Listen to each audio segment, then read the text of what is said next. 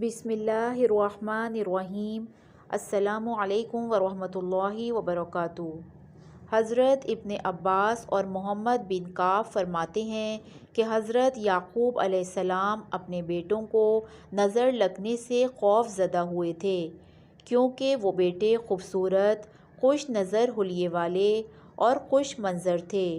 لہٰذا یعقوب علیہ السلام اس بات سے ڈرے کہ کہیں لوگ ان کے بیٹوں کو نظر بد کے ذریعے نقصان نہ پہنچائیں، کیونکہ نظر لگنا حق ہے جو کہ کسی ماہر گھڑ سوار کو اس کے گھوڑے سے گرا دیتی ہے۔ پس اللہ کے رسول محمد صلی اللہ علیہ وآلہ وسلم نے ارشاد فرمایا: العین حق ولو کان شیء سبق القدر سبقته العین۔ اور نظر بد لگنا حق ہے، اور اگر تقدیر پر کوئی حاوی ہو سکتا تو یقیناً نظر بد حاوی ہو جاتی۔ اور اگر تم لوگوں کو خود کو غسل دینے کا کہا جائے تو غسل دو۔ حضرت ام سلمہ رضی اللہ عنہ سے روایت ہے کہ ایک دفعہ رسول اللہ صلی اللہ علیہ وآلہ وسلم ان کے گھر تشریف لائے، اور ان کے پاس ایک بچی بھی تھی جس کے چہرے پر پلاہٹ اور کمزوری تھی۔ تو رسول اللہ صلی اللہ علیہ وآلہ وسلم نے ارشاد فرمایا: استرقوا لها وإن بها النظر۔ اس پر دم کراؤ، کیونکہ اس پر نظر کا اثر ہے۔ جس کی نظر لگتی ہے وہ حاسد ہوتا ہے، لیکن ہر حاسد کی نظر نہیں لگتی۔ اسی لیے جب حاسد حسد کرتے ہیں تو ہمیں ان کے شر سے اللہ کی پناہ طلب کرنے کا حکم اور تعلیم دی گئی ہے۔ بڑوں کی نسبت بچوں پر نظر بد کا اثر جلدی ہوتا ہے۔ ایک دفعہ رسول اللہ صلی اللہ علیہ وآلہ وسلم نے جعفر طیار رضی اللہ عنہ کے بچوں کو دیکھا تو ان بچوں کی والدہ اسماء بنت امیس رضی اللہ عنہ سے دریافت فرمایا: ما لی اری اجسام بنی اخی ضارعۃ تصیبہم الحاجہ۔ کیا معاملہ ہے کہ میں اپنے بھائی کی اولاد کے جسم دبلے پتلے دیکھ رہا ہوں؟ کیا انہیں کوئی مشکل، بھوک، بیماری یا تکلیف وغیرہ درپیش ہے؟ اسماء بنت امیس رضی اللہ عنہ نے عرض کیا: لا ولکن العین تسرع الیہم۔ جی نہیں، لیکن انہیں بہت جلد نظر لگ جاتی ہے۔ تو رسول اللہ صلی اللہ علیہ وآلہ وسلم نے اسماء رضی اللہ عنہ کی اس بات کی تائید فرماتے ہوئے ارشاد فرمایا: ان پر دم کرو۔ حضرت اسماء بنت امیس رضی اللہ عنہ کا فرمان ہے کہ میں نے رسول اللہ صلی اللہ علیہ وآلہ وسلم کی خدمت میں دم کے الفاظ پیش کیے تو انہوں نے ارشاد فرمایا: ان پر دم کرو۔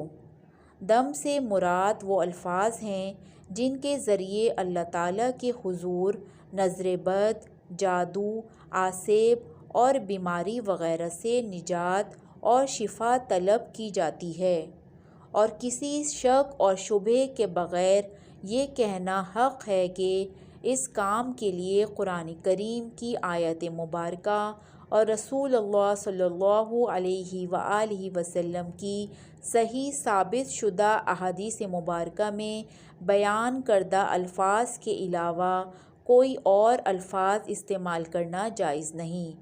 نظر بد کی پہچان: نظر بد یا جادو اور آسیب کا اثر ہونے کی بہت سی علامات ہوتی ہیں۔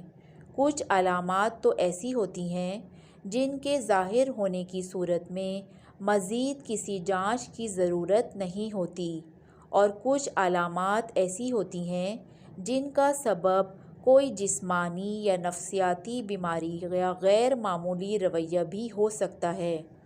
لہٰذا ہمیں اچھی طرح سے یہ سمجھ لینا چاہیے کہ کسی پر جسمانی مشکلات نمودار ہونے کی صورت میں اسے نظر بد کا شکار سمجھ لینے سے پہلے ضروری ہے کہ جسمانی طور پر اس کا طبی معائنہ کروایا جائے، اور کسی صحیح مستند نفسیاتی طبیب سے بھی اس کا معائنہ کروایا جائے، اور اگر ان دونوں اطراف سے اس میں کسی بیماری یا غیر معمولی حالت و کیفیت کا پتہ نہ چل سکے تو پھر نظر بد لگنے یا کسی جادو یا آسیب وغیرہ کے اثر ہونے کے بارے میں سوچنا چاہیے۔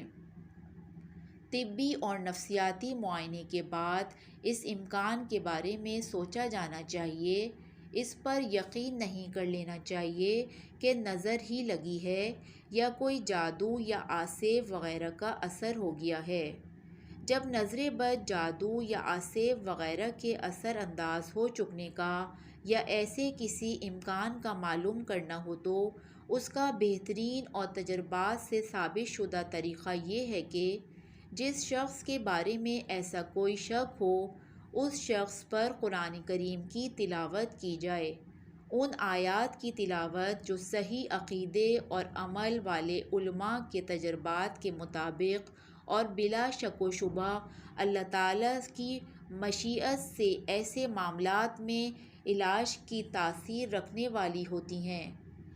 جب ان آیات کو مشکوک شخص یا مریض شخص کے سامنے تلاوت کیا جاتا ہے یا بسا اوقات جب اس کے سامنے قرآن کریم کی تلاوت کی جاتی ہے تو اس پر درج ذیل علامات ظاہر ہوتی ہیں۔ نمبر 1، چہرے پر پیلاہٹ ظاہر ہونا۔ نمبر 2، سینے میں گھٹن کا احساس ہونا۔ نمبر 3، تلاوت سننے کے دوران جسم کے مختلف حصوں میں درد ہونا۔ نمبر 4، معمول سے زیادہ گرمی محسوس ہونا۔ نمبر 5، پسینہ آنا، خاص طور پر کمر پر پسینے کی کمی یا زیادتی سے نظر کی شدت کا اندازہ ہو جاتا ہے۔ نمبر 6، پہلوؤں میں درد محسوس ہونا۔ نمبر 7، بے چینی کی کیفیت ہو جانا اور ادھر ادھر دیکھتے اور متوجہ ہوتے رہنا۔ نمبر 8، رونا یا کسی سبب کے بغیر اور رونے کی کیفیت کے بغیر آنسو جاری ہو جانا۔ نمبر 9، کسی وقت یہ حالت پاس بیٹھے ہوئے لوگوں پر بھی ظاہر ہو جاتی ہے جو کہ علاج کی غرض سے نہیں بیٹھے ہوتے۔ ایسی صورت میں معالج کو ان کی طرف بھی توجہ کرنی پڑتی ہے، لیکن دیکھنے والوں پر عموماً یہ اثر مریض کی حالت دیکھنے یا آیت شریفہ کو سمجھنے کی وجہ سے ظاہر ہوتا ہے۔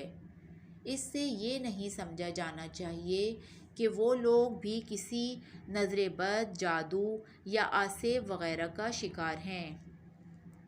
نمبر 10، پہلوؤں کا پھڑکنا اور جسم کے مختلف حصوں کا بلا ارادہ خود بخود حرکت کرنا۔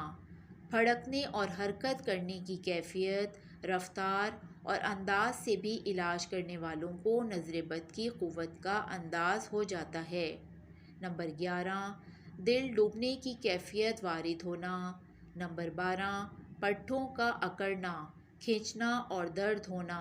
نمبر 13، نیم بے ہوشی اور بے حواسی محسوس ہونا اور کوئی بھی کام کرنے کی قدرت نہ پانا۔ نمبر 14، پہلوؤں میں ٹھنڈک کا احساس ہونا۔ نمبر 15، کسی طبی اور مادی سبب کے بغیر جسم پر نیلاہٹ اور سبزی مائل دھبوں کا ظاہر ہونا۔ نظر بد کا علاج نبی صلی اللہ علیہ وآلہ وسلم وہ دم جو جبرائیل علیہ السلام نے رسول اللہ صلی اللہ علیہ وآلہ وسلم پر کیا، بسم اللہ ارقیک واللہ یشفیک من کل داء فیک من شر النفاثات فی العقد ومن شر حاسد اذا حسد۔ میں اللہ کے نام سے آپ پر دم کرتا ہوں اور اللہ ہی آپ کو شفا دے گا ہر ایک بیماری سے جو آپ میں ہے، اور گرہوں پر، گانٹھوں پر جادو اور ٹونے کر کر کے پھونکنے والیوں کے شر سے، اور حسد کرنے والے کے شر سے جب وہ حسد کرتا ہے۔ مریض پر 3 دفعہ پڑھا جائے وہ دم جو رسول اللہ صلی اللہ علیہ وآلہ وسلم نے ہر قسم کے مریضوں پر فرمایا کرتے تھے۔ امسح الباس رب الناس بیدک شفا لا کشف لہا الا انتا، تکلیف کو مٹا دے اے لوگوں کے رب، شفا دینا صرف تیرے ہی ہاتھ میں ہے، بیماری تکلیف وغیرہ کو دور کرنے والا تیرے سوا اور کوئی بھی نہیں۔